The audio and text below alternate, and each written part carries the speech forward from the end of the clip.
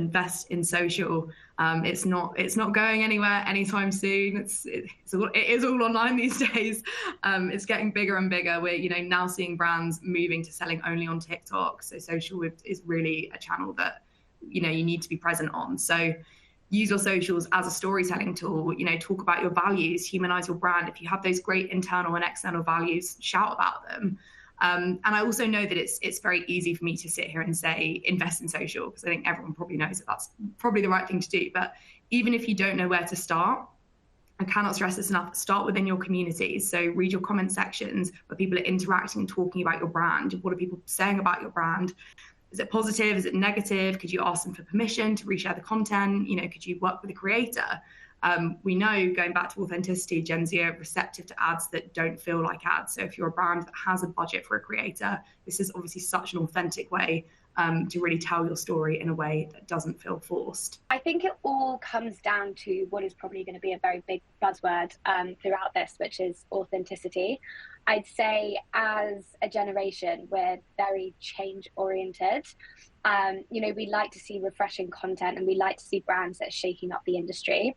I think we have, as a generation, a very strong understanding that what worked for our parents very well may not work for us. Therefore, we would choose brands that are shaking up the industry. And this is sort of represented by these unconventional marketing tactics, especially like on content. We are a sucker for social media, and I think TikTok has really changed up the game for brands to tap into that unconventional marketing and reach Gen Zers. I do feel that consistency is definitely the thing that I'm chasing more.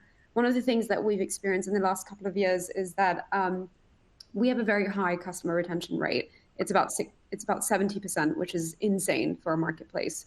And one of the things we've noticed is that our customers are growing up with us. So they might have first downloaded the app for something like graduation or their 18th birthday or whatever. And then now they're kind of using it for their holidays, for their birthdays, for their bachelorettes, for their weddings, for their maternity related, maternity outfits and things like that. So she is growing up with us. And one of the things that's really important is to have a consistent brand with her and show how we can be part of all her different life phases. And on the back of that, our average order value has also been increasing significantly. It actually increased by 33% year on year. So one of the things that's really important to me is not forgetting the existing customer just because we're trying to go viral on new channels.